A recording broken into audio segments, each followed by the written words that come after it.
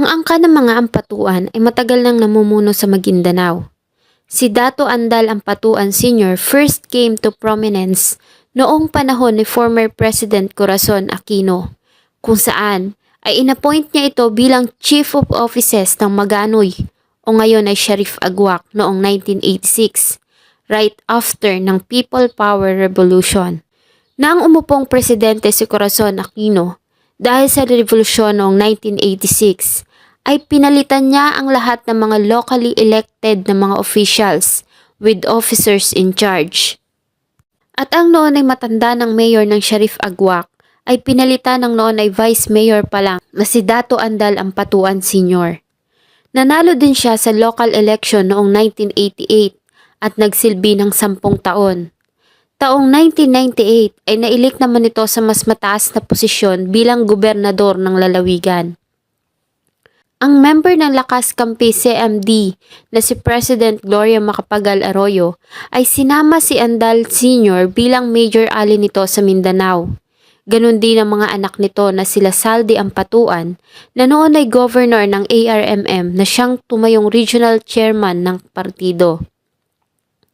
18 mga mayors ng Maguindanao ay bahagi ng angka ng mga Ampatuan. Bago ang paparating na eleksyon noong 2010, dahil sa hindi na niya kaya pang tumakbo sa pangatlong pagkakataon, ay hinulma ni Dato Andal Ampatuan Sr. ang kanyang anak na si Dato Andal Ampatuan Jr.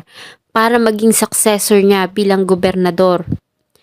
Na pinagmulan ng tensyon dahil sa naglabas ng pahayag si Ismael Toto Mangudadato na miyembro din ng partido na tatakbo itong gobernador. At dahil sa tensyon na namumuo sa pagitan ng Mangudadato at Ampatuan, ay pumagitna si former President Gloria Macapagal Arroyo para pag-ayusin ang dalawang panig. 3 mga pagpupulong ang ginawa at isa sa mga pagpupulong ay pinangunahan ng Secretary of National Defense. Sumunod ay pangunguna naman ng party chairman na si Gilberto Jutoro at ang advisor ni Arroyo na si Gabriel Claudio, kung saan ay sinabi nito na mayroon silang kasunduan na walang Mangudadato ang kakalaban sa Ampatuan sa pagtakbong gobernador ng lalawigan.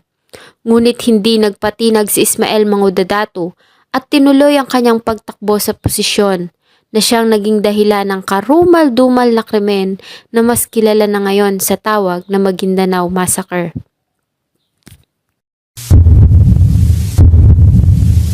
Bago ko po simulan ang ating story, sa mga bago po sa channel ko, please hit the subscribe button at pakipindot na rin po ang ating notification bell para ma-notify kayo sa mga bago nating upload na videos. Si Ismael Toto Mangudadato ay pinanganak noong August 15, 1928 sa isa ding politician na si Puwa Mangudadato, ang presidente ng Magnificent Seven, ang grupo ng mga pinakamalalakas impluwensya sa probinsya ng Maguindanao. Ngunit noong kabataan pa ni Ismael ay ayaw niya sanang tahakin ang landas na tinahak ng mga ninuno at angkan. Kaya naman para makaligtas sa politika ay kumuha siya ng kursong medisina, kung saan niya nakilala ang asawang si Jenna Lynn at nagpakasal sila noong 1991 at biniyayaan ng mga anak. Dahil sa pag-aasawa ay huminto si Ismael sa medisina, ngunit nakakuha naman siya ng degree sa political science sa University of Mindanao sa Davao City at nagsimula niyang tahakin ang mundo ng magulong politika. Noong December 19, 2019, matapos ang 10 taong imbestigasyon at paglilitis, ang Quezon City Trial Court Branch 221 sa pangunguna ni Judge Jocelyn Solis Reyes ay naglabas ng kanyang hatol. At ayon sa kanya, ang magkapatid na sila Dato Andal Ampatuan Jr. at Saldi Ampatuan ay napatunayan na guilty beyond reasonable doubt sa 57 kaso ng pagpatay at hinatulan ng maximum penalty of reclusion perpetua without parole. 28 sa mga kasama nilang akusado ang napatunayan ding nagkasala at hinatulan ng 6 hanggang 10 taong pagkakakulong bilang accessories sa ginawang karumal-dumal na krimen. Habang ang 55 kasama ni Dato Sajid Islam Ampatuan ay napawalang sala dahil sa kawalan ng sapat na ebidensya na magdidiin sa mga ito sa kaso. November 23, 2009, 6 na buwan bago ang 2010 elections, ang noonay Vice Mayor ng Buluan na si Ismael Toto Mangudadato ay nag-imbita ng grupo ng mga journalist para i-cover ang kanyang pagpasa ng kanyang Certificate of Candidacy sa Commission on Election Provincial Office sa Sharif Agua. At dahil sa may mga natatanggap siya ng mga pagtatangka sa kanyang buhay sa nasabing araw, bago pa man ang filing ng kanyang COC, ay humiling na si Ismael Mangudadato ng security mula sa Philippines National Police Regional Command sa ARMM. Ngunit tinanggihan siya ng mga ito. Kaya naman, nagbago ang plano ng kanyang kampo at napagkasunduan na hindi na siya sasama sa grupo para personal na magpasa ng kanyang COC. Sa halip, ay pinadala nila ang grupo ng mga kababaihan na pinangunahan ng kanyang buntis na asawa na si Jenaline Mangudadato, 2 kapatid na babae, tiyahin at ilang lawyers na puro kababaihan. Dahil sa naniniwala sila sa kanilang Islamic tradition na nire-respeto ang mga kababaihan at umaasa sila na walang mangyayaring masama sa mga ito. Bago umalis ang convoy, ay nagawa pang mag-text ng isa sa mga journalist sa 6th Infantry Division at sinigurado ng mga ito sa kanila na ligtas at safe ang kanilang dadaanan.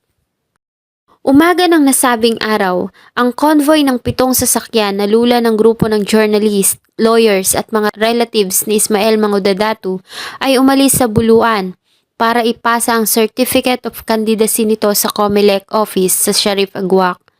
At tinahak nila ang daan papuntang Tacurong City, bayan ng Isulan at bayan ng Esperanza bago sumapit ang Dato Piang at ang bayan ng Ampatuan kung saan naganap ang krimen. Ang convoy ay binubuo ng 4 na Toyota Grandia van na kulay gray, green at 2 puti. Lahat ay pagmamay-ari ng mga Dudato. 2 media vehicles na Mitsubishi Pajero na pagmamay-ari ng DZRH broadcaster na si Henry Araneta at Mitsubishi L300 van na pagmamay-ari naman ng UNTV. Sumusunod sa kanila ang Toyota vehicle na minamaneho ni Sandamin Raja at sa likod nila ay may sumusunod na 2 pang sasakyan na hindi kasama ng grupo at nagkataon lang na bumabiyahe sa parehong daan. Ito ay ang pulang Toyota Vios at light blue na Toyota Tamaraw FX. Ang Vios ay may 5 pasahero at patungo ito ng hospital sa Cotabato City dahil sa ang isa sa mga sakay nito ay nakaranas ng mild stroke. Ang Tamaraw FX naman ay minamaneho ni Anthony Ridao na empleyado ng National Statistics Coordination Board. Ayon kay Ali na nagmamaneho ng pang-7 sasakyan na kasama sa convoy, ay dumistansya siya sa convoy ng 20 metro at dahil sa malaking distansya nito sa huling sasakyan ay nilampasan sila ng 2 sasakyan na hindi kasama sa grupo. Kaya naman napunta sila sa hulihan ng linya ng mga sasakyan. 2 sa mga sakay nito na sila Basit Lagia at Judge Mamasalanang ang nagbigay ng testimonya at sinabi na napahiwalay sila sa grupo dahil sa 2 sasakyan na umovertake sa kanila nang makarating sila ng Tacurong, kung saan ay nakatanggap sila ng report na may police checkpoint sa Ampatuan Highway na kanilang dadaanan. Nang ganap ng 10:00 ng umaga, ay huminto ang convoy sa checkpoint sa Sitio Malating sa Ampatuan na ilang kilometro na lamang ang layo sa kanilang destinasyon. Sa magkahiwalay na testimonya ni Dikay at Police Inspector Rex Ariel Jungon na mga naka-assign na pulis sa checkpoint ay pinahinto nila ang mga sasakyan para magsagawa ng inspection at nabigla na lamang sila nang dumating ang 100 mga armadong kalalakihan. At pareho nilang kinilala si Dato Unsay Andal Ampatuan Jr. na isa sa grupo ng mga armado. Ayon sa testimonya nila Ali, ang nagmamaneho ng pang-7 sasakyan, Lagia at Mamasalanang, nang pahintuin ang convoy ay lumabas sila ng sasakyan para umihi habang pinapakiramdaman ang nangyayari sa paligid. At ayon sa kanila, ay nakita nila si Dato Andal Ampatuan Jr. na papalapit sa sasakyan kung saan si Jenaline Mangudadato sakay. At nang maramdaman na nila na may kakaiba, ay agad silang bumalik sa sakyan at nag-U-turn pabalik ng Esperanza at hindi na nila nalaman kung ano ang mga sumunod na pangyayari. Ayon din kay Vice Mayor Rasul Sangki na isa din sa mga humarap na testigo, nakasama siya ng grupo ni Dato Andal Ampatuan Jr. noong November 23 at habang katabi niya ang nasabing lalaki, ay narinig niya na kausap nito sa radyo ang ama na si Dato Andal Ampatuan Sr. Matapos makatanggap ng report mula kay Inspector Dikay at Deputy Chief ng Maguindanao Provincial Police Office na nasa lugar na ang convoy. Ayon sa kanya, ay narinig niya na tinanong ni Andal Jr. si Dikay kung armado ang convoy at sumagot ito ng negative at karamihan dito ay kababaihan. Kaya naman, agad na tinawagan ni Andal Jr. ang ama na si Andal Sr. at sinabi sa ama na nandoon na nga ang grupo. At narinig niya ang boses ni Andal Sr. sa radyo saying, "Anak, alam mo na kung ano ang dapat mong gawin." Lumapit si Andal Jr. sa isang sasakyan at hinila nito ang dalawang babae na nakilala niyang sila Bay Eden at Bay Farena na mga kapatid ni Buluan Vice Mayor Mangudadato. Kinaladkad niya ang mga ito at isinakay sa isang itim na Toyota Revo na pagmamay-ari ni Dato Canor Ampatuan. Sumunod ay hinanap nito ang asawa ni Ismael Mangudadato sa grupo at nakita niya ito na may kausap sa cellphone. Nang lapitan nito ni Andal Jr. ay sinampal niya ang babae bago niya ito kinaladkad patungo sa sasakyan. Ang nasabing testimonya ng mga testigo ay tumugma sa testimonya ni Ismael Toto Mangudadato nang sabihin nito na nakatanggap pa siya ng tawag mula sa asawa at sinabi nito na hinarang sila ng grupo nila Andal Ampatuan Jr. at nakatanggap siya dito ng isang sampal. May ilan pang mga testigo ang nagsabi na si Andal Ampatuan Jr. na nakasuot ng maong na jeans at itim na pang-itaas ay lumapit sa convoy. Hawak nito ang isang baby Armalite mounted with M203 grenade launcher at hinanap nito si Bay Gigi, ang tawag nila sa asawa ni Ismael Mangudadato. Nang makita niya ito sa isang sasakyan ay inutusan niya itong bumaba at iniutos sa iba na manatiling nakayuko. Maya-maya pa, ang mga sasakyan ay minaneho na ng mga tauhan ni Andal Jr. kung saan ay dinala sila ng mga ito sa isang liblib na lugar 2 kilometro ang layo mula sa highway. Ayon sa mga testimonya ng mga testigo, ay 4 na buwang pinagplanuhan ng mga Ampatuan ng massacre. Isa sa mga testigo na si Sukarno Badal ang nag-testify na kasama siya sa grupo ng gawin ng pagpaplano. Ayon sa kanya, noong July 20, 2009, si Dato Andal Ampatuan Sr. at mga kamag-anak nito kasama ang mga political advisors at kaalyado sa politika ay nagkita-kita para pag-usapan ng planong pagpatay sa noon ay Vice Mayor ng Buluan na si Ismael Toto Mangudadato dahil sa tumanggi ito sa kanilang pakiusap na umatras sa pagtakbo bilang gobernador laban sa anak ni Ampatuan Sr. na si Dato Unsay Ampatuan Jr. na noon ay mayor naman ng bayan ng Dato Unsay para pumalit sa kanyang ama. Si Sukarno Badal ay ang dating vice mayor ng Sultan sa Warungis at ayon sa kanya ay siya ang tumayong commander ng private army ng mga Ampatuan. Ayon din sa isa pang witness na si Rasul Sangki na dati namang vice mayor ng bayan ng Ampatuan ay sinabi sa kanya ni Dato Unsay ang planong ambush sa convoy ni Mangudadato. At kasama din siya na mangyari ang ginawang massacre. At ayon din sa kanya, ay inutusan pa siya nito na magtungo sa Setio Malating para sabihin sa mga tao doon na wala silang nakita at wala silang narinig. Si Lakmudin Salyaw, isa sa mga tumistigo, at ayon sa kanya, ay nasa pagpupulong siya ng planuhin ang gagawing massacre at narinig niya personally mula kay Andal Sr. nang sabihin nito sa anak na ito ang papatay sa mga Mangudadato. At sinabi pa na papatayin nila ang lahat ng kakalaban sa pamilya. Isa pang pagpupulong ang naganap noong November 22, 2009, isang araw bago ang krimen. At ayon din sa kanya, noong November 23 ay kasama niya ang matandang Ampatuan at narinig niya ang pag-uusap nito at ng anak na si Unsay sa telepono kung saan muli nito pinaalala na dapat ang anak na si Unsay umano ang papatay sa mga mangudadato. Ayon sa kanila, noong November 23, 2009 ay pumosisyon ang mga armadong 5/8 Army ng Pamilya Ampatuan sa checkpoints sa bayan ng Ampatuan. Pinangalanan ito bilang pagkilala sa political rule ng Pamilya Ampatuan sa ARMM ng 2 dekada. Ngunit nabigo sila na matagpuan ang target na si Ismael Toto Mangudadato. Sa halip ay grupo ng mga kababaihan at mga mamahayag ang kanilang hinarang. Ayon kay Badal, si Dato Unsay mismo ang lumapit sa asawa ni Ismael Toto Mangudadato na si Bay Gigi at hinablot nito ang handbag ng babae at hinanap nito ang COC ni Mangudadato.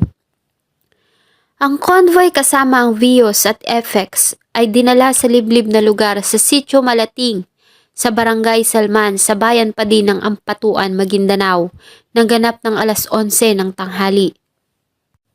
Nang marating nila ang lugar ay may nakita silang bako doon at 3 malalaking hukay. Ayon sa isang report, ang isa sa mga biktima na si Noel Dicena, 25 years old na taga Coronadal, ay nagawa pang magpadala ng mensahe sa kanyang kapatid na si Joseph Dicena at sinabi nito na nilang wika, "Nandito na kami sa Ampatuan, ipagdasal nyo kami dahil nasa kritikal kaming sitwasyon."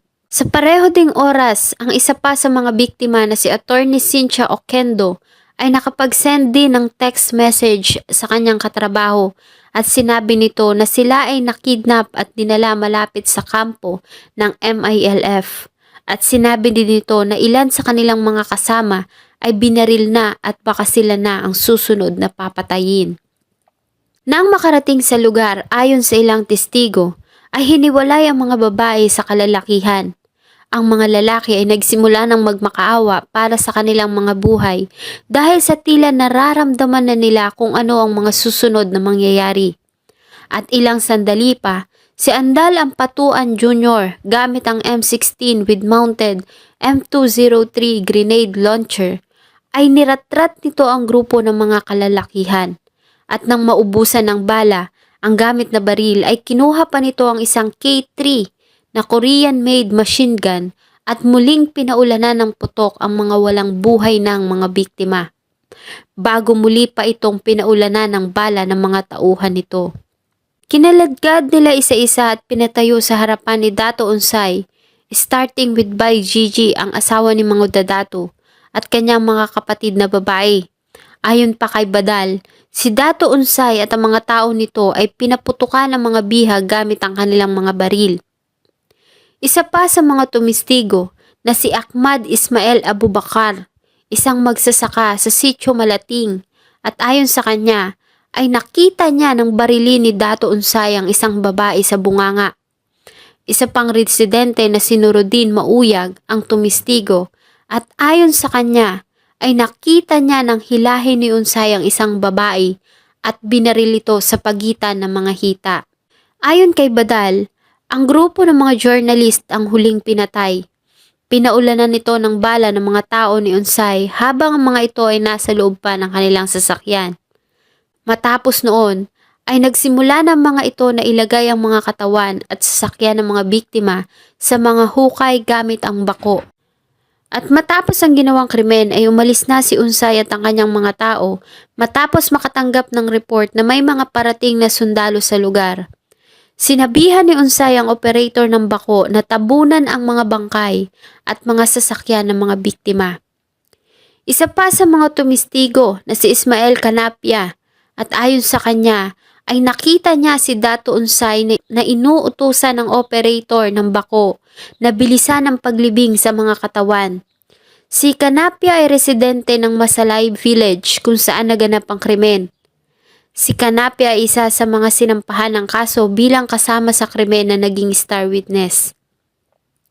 Isang magsasaka na si Ahmad Abubakar Ismael ang tumistigo din laban sa mga ampatuan at sinabi nito na nakita niya ng pagbabarilin nila Dato Unsay at ng mga tao nito ang mga biktima.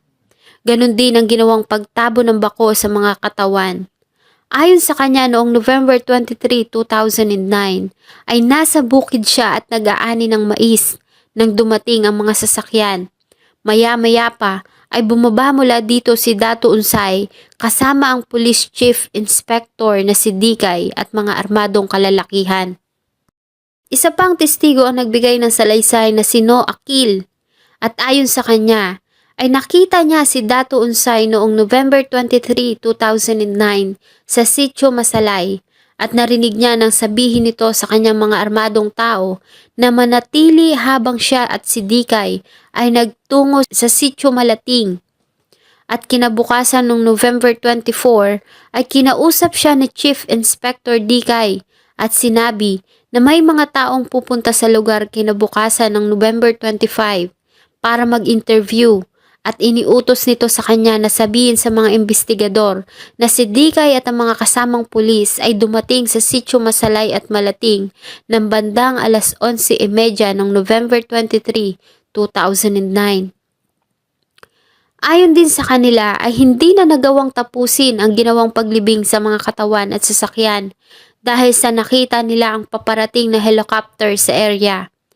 Nang dumating ang mga army soldiers sa lugar, nang ganap na alas 3 ng hapon, ay may natagpuan pa silang mga biktima na hindi nagawang tabunan ng mga suspects. At gamit ang bakho, ay sinimulan nilang hukayin ang area para hanapin ang katawan ng mga biktima. Ayon sa troops ng mga army, habang papalapit sila sa lugar, ay narinig pa nila ang makina ng bakho at natatanaw nila ang usok na nanggagaling sa makina nito. Ngunit nang marating nila ang area ay wala na silang natagpuang tao. Habang nasa daan ay nakasalubong nila ang dalawang lalaki na may mga dalang M16 rifle at gauge 12 na shotgun. Ayon ito sa testimonya ng lead investigator na si PNP Chief Superintendent Felicissimo Co. Ngunit bilang pagsunod sa jurisdiction issues, ay nagdesisyon ang Army na i-turn over ang mga ito sa mga otoridad ng gobyerno. Ang dalawang lalaki ay kinilalang sila Ismael Canapia at Takpan Dilon na umaming galing sila sa lugar ng krimen. Ayon kay Dilon ay inutusan siya na barilin ang mga biktima ng kanyang dalang M16 rifle at sinabi pa niya, "Matapos yung putok na yon, bumaba kami. Tapos nandoon si Dato Unsay, may hawak silang baril." Ayon kay Dilon at Canapia ay miyembro sila ng CVO na ineresto sa Maguindanao dahil sa nabigo sila na magpakita ng permit to carry firearms. Inamin din ni Dilon na pinaputok niya ang baril sa mga biktima, ngunit ayon sa kanya ay patay na ang mga ito ng kanyang pagbabarilin. Sabi niya pa, tambak-tambak yung patay na pinagbabaril nila. Tapos yun, pinababaril nila sa akin. Nang dumating ang mga sundalo ng army sa lugar, ay may nadatnan silang 22 mga biktima na wala ng mga buhay na nakahandusay sa lupa. Ang iba ay nasa loob pa ng sasakyan. At nagsimula silang hukayin ang 3 mga bagong tabon ng mga hukay. Sa unang hukay ay nakuha nila ang 24 na katawan ng mga biktima, kasama ang 3 sa 5 sakay ng Vios, driver ng FX Tamaraw na si Anthony Ridaw, ang asawa ni Ismael Mangudadato na si Jenna Lynn at mga kapatid nitong sila Eden at Farina Mangudadato. Sa pangalawang hukay ay na-recover nila ang 6 pang mga katawan ng biktima, kasama ang 3 sasakyan na dinurog pa ng bako bago tinabunan. Ito ay ang pulang Vios, L300 at ang Tamaraw FX. Sa pangatlong hukay ay nakarecover sila ng 5 mga katawan ng biktima. Ang unang 2 hukay ay may lalim ng 10 hanggang 12 feet at ang huli ay may lalim naman na 5 feet. Ayon din sa kanila, ang mga katawan ng biktima ay ibinaon na naka-alternate sa lupa kasama ng mga sasakyan na talaga namang nagpahirap sa mga investigador. Ang mga na-recover na katawan ay may total na 57, subalit may isa pang katawan ng hindi natagpuan hanggang sa kasalukuyan. Ayon sa mga investigador ay nakakuha din sila ng 126 na basyo ng 5.56 mm na mga bala ng baril sa lugar. Ang dilaw na bako na naiwan sa crime scene ay kinumpirmang may nakatatak na mga katagang property of the province of Maguindanao, Governor Dato Andal Ampatuan Sr. at may model number na PC300 na may brand na Komatsu. At napag-alaman nila na ang nasabing sasakyan ay may naka-assign na 3 mga drivers na sila Hamid Delayudin, Efren Macanas at Albert Panganiban. At nagawa din nila na makilala ang driver ng truck na nagdala sa bako sa lugar na si Pedro Sudolig. Sila Delayudin at Sudolig ay nanatiling at large, samantalang si Macanas at Panganiban ay nasa custody ng NBI at PNP. Isa pang testigo nagbigay ng kanyang testimonya sa kalagitnaan ng investigasyon at ito ay ang isang batang nagsabing siya ay kasama sa pribadong army ng mga ampatuan. Bata pa lamang siya ay sinanay na siya ng mga ito sa pagpatay at sa katunayan ay may 100 katao na ang kanyang napapatay sa utos ng mga ito, particularly Saldi Ampatuan at Dato Andal Ampatuan Jr. At ayon pa sa kanya, ang magkapatid ay may habit ng mga snatch ng asawa ng iba at kapag pumalag ang asawang lalaki ay agad nila itong pinapatay. Halos pinagbagsakan ng langit ang mga naulila ng mga biktima nang malaman ng kanilang sinapit. Ang nasabing krimen ay mabilis ding kumalat sa social media at naging dahilan ng galit ng mga mamamayan, lalo na nga ang mga mamamahayag. Kinabukasan November 24, 2019, bilang pagtugon sa massacre, ay nagdeklara ang noon ay president na si former President Gloria Macapagal Arroyo ng state emergency sa Maguindanao, Sultan Kudarat at Cotabato City. Ang Speaker of the House na si Prospero Nograles ay inuutos sa mga kapulisan ang mabilis na investigasyon para sa pagkakakilanlan ng mga kriminal. Bumuo din ang Department of Justice ng grupo ng mga magagaling na prosecutors para humawak sa kaso na tinaguruan nilang Maguindanao Massacre. November 25, 2009, ang Executive Committee na Lakas Kampi CMD ay bumoto para alisin ang 3 miyembro ng ampatuan dahil sa pagkakasangkot ng mga ito sa massacre. November 26, 2009, 3 araw matapos ang krimen na nagpasilab sa galit ng mga Filipino maging sa abroad, ay kinumbinsi ng pamilya si Dato Andal Ampatuan Jr.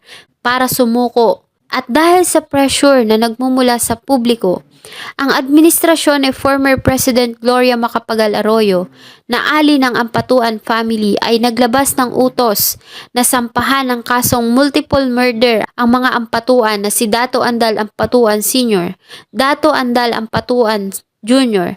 at Saldi Ampatuan na noon ay governor ng ARMM. At nagdesisyon ang mga prosecutors na ilipat ang kaso sa Manila. Sa parehong araw ay sumuko naman si Ampatuan Jr. at Saldi Ampatuan at pansamantalang ikinulong ang mga ito sa pangangalaga ng NBI. December 4, 2009, sa pamamagitan ng Proclamation Number 1959, ay opisyal na isinailalim ni former President Gloria Macapagal Arroyo ang probinsya ng Maguindanao sa ilalim ng martial law. Ayon kay Executive Secretary Eduardo Ermita, ang nasabing hakbang ay para maiwasan ang paglala ng gulo sa probinsya. Kasunod ng nasabing deklarasyon, ang mga otoridad ay nagsagawa ng raid sa warehouse na pagmamay-ari ni Dato Andal Ampatuan Jr. At ang resulta ay nakakuha sila ng mahigit 330 rounds ng NATO ammunitions at improvised na armored vehicles. 20 mga armadong kalalakihan din ang inaresto sa area. Si Captain James Nicolas ng Special Forces ay nakakuha din ng mga matataas na uri ng mga armas at libo-libong voters ID na nakabaon sa lupa. December 13, 2009 ay muli nang inalis ang martial law sa Maguindanao. January 5, 2010, sa ginawang arraignment ng kaso ay nagplead si Dato Andal Ampatuan Jr. ng not guilty sa multiple murder na isinampa ng prosecution laban sa kanya. At nang sumunod na mga buwan ay naglabas ang hukuman ng utos para sa mass arrest ng halos 200 katao na may kinalaman sa krimen at sinampahan ng kasong multiple murder. At nagsimula na nga ang mahabang proseso ng paglilitis. January 14, 2010, ang isa sa mga witness ng prosecution na si Suaib Jesse Opam ay ipinatay ng mga hindi nakilalang mga armadong kalalakihan sa Maguindanao bago pa man ito makapagbigay ng testimonya at bago pa ito mailagay sa Witness Protection Program ng NBI. Si Suaib Jesse Opam ay umamin na isa siya sa miyembro ng private army ng mga ampatuan at kasama siya sa gumawa ng krimen. March 2012 ay inanunsyo naman ng private prosecutor na si Nina Santos na isa pang star witness ang pinatay at ito ay si Ismael Inog. Si Inog ay nakapagbigay ng kanyang salaysay sa hukuman kung saan ayon sa kanya ay may 36 na mga armadong kalalakihan ang hinatid niya sa crime scene nang mangyari ang krimen. August 2014, ang mga private prosecutors ay naglabas ng pahayag na may mga state prosecutor ang sumasabotahe sa kaso kapalit ng bribes o suhol na nagkakahalaga ng 300 million pesos. Kaya naman agad na naglabas ng official na statement ang Department of Justice. At ayon kay Undersecretary Francisco Baran III, na tinanggi ng mga prosecutors ang nasabing akusasyon at ayon din kay Baran na buo ang tiwala at suporta ni Justice Secretary De Lima para sa mga ito. Samantala, ilan sa mga abogado ng depensa ang nag-withdraw sa kaso dahil umano sa conflict of interest at iba pang mga kadahilanan. August 13, 2014 ay nagtalaga ang korte ng mga public lawyer para i-represent ang mga akusado na naapektuhan ng pag-withdraw ng mga abogado. Kasama dito si Dato Andal Ampatuan Sr. at ang anak nito na si Dato Andal Ampatuan Jr. October 13, 2014 ay pinayagan ng hukuman na makapag-bail ang 16 na mga akusado na mga member ng kapulisan at sa 197 na mga akusado ay 80 pa lamang ang nahuhuli at ang iba ay nanatiling at large. Kaya naman nangangamba ang pamilya ng mga biktima para sa kanilang mga buhay. Ganon din ang mga pananakot na natatanggap ng mga lawyers at ang sunod-sunod na pagpatay sa mga star witness. November 18, 2014, isa pang witness ang namatay at isa ang nasugatan sa nangyaring ambush sa Maguindanao. Si Dennis Sakal ay nagtamo ng maraming tama ng baril. Ganon din si Butch Saudugal na mga dating empleyado ni Dato Andal Ampatuan Jr. July 17, 2015 ay namatay ang 74 years old na akusadong si Dato Andal Ampatuan Sr. sa National Kidney and Transplant Institute sa Quezon City matapos ang 2 buwang pagrereklamo nito sa sakit ng tiyan. At ayon sa naging pahayag ng DOJ, ay namatay ito dahil sa sakit na liver cancer. Sa mga naging pagdinig ay muntik pang makaligtas si Saldi Ampatuan sa kaso matapos na iuutos ni Justice Secretary Alberto Agra sa mga state prosecutors na alisin ito at ang pinsang si Ahmad Ampatuan Sr. sa mga akusado, ngunit hindi pumayag ang prosecutors. December 9, 2015, ang Philippine Police Board ay dinismiss sa katungkulan ang 21 kapulisan na nadawit sa krimen at 11 naman ang nasuspinde. Lahat ng nadismiss ay napatunayang guilty of grave misconduct. Noong 2018 ay pinayagan ng makalabas ng kulungan si Saldi Ampatuan para dumalo sa kasal ng kanyang anak na babae na naging dahilan ng malaking kontrobersyal.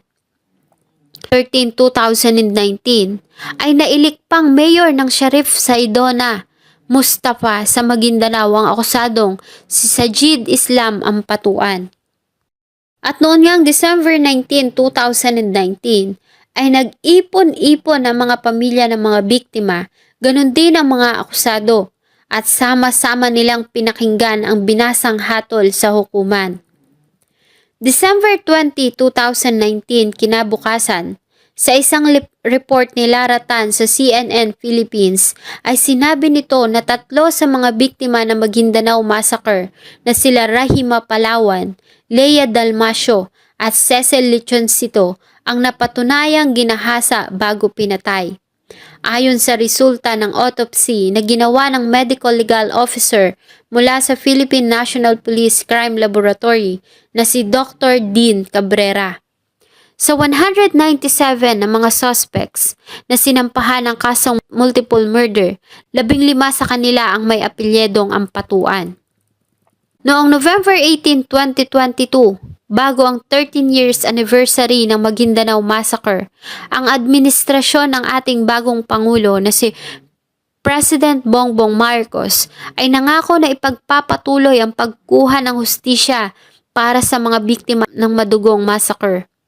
Sa isang forum na binuo ng Journalism Studies Associations of the Philippines at Philippines Press Institute ay sinabi ni Undersecretary Eugene Rodriguez ng Office of the Presidency na madami pa din sa mga suspects ang hindi nahuhuli at nananatiling at large. Ayon sa kanya, mula nang magbaba ng hatol ang Quezon City Regional Trial Court noong 2019 ay 8 pang mga akusado ang nahuli habang isa naman ang namatay sa shootout dahil sa ginawa nitong panlalaban sa mga staff at member ng kapulisan. At ayon din kay Rodriguez na maraming apela sa ginawang convictions ang nananatiling nakapending sa Court of Appeals. At nangako sila na patuloy nilang tututukan ang kaso at patuloy pa din ang paghahanap sa mga suspects na nagtatago sa batas para sila ay pagbayarin sa kanilang ginawang kasalanan. 4 na araw matapos ang massacre ay dinaanan ni Ismael Toto Mangudadato ang parehong daan na tinahak ng mga biktima ng madugong massacre at personal siyang nagpasa ng kanyang Certificate of Candidacy sa ilalim ng partidong Lakas Kampi CMD bilang kapalit ni Dato Andal Ampatuan Jr. na siya sanang kanyang magiging katunggali. Nanalo siya noong 2010 election sa pagka-gobernador ng Maguindanao at nanilbihan ng 9 na taon. At sa kasalukuyan ay miyembro siya ng House of Representatives. Sa kanyang pagkapanalo ay marami pang naitalang trahedya ng shooting at ambush sa buhay ni Ismael Toto Mangudadato. Ngunit ayon naman sa iba, na mga naniniwala pa din sa mga Ampatuan ay kagagawan niya itong lahat para maagaw ang posisyon na 2 dekadang iningatan ng mga Ampatuan sa Maguindanao. Ngunit ito ay mga sabi-sabi lamang at hindi napatunayan.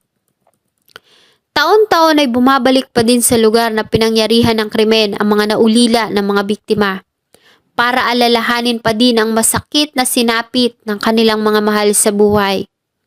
Hanggang ngayon ay marami pa din tayong naririnig ng mga kwento ng mga karumal-dumal na pangyayari sa ating bansa na bunga ng maruming politika.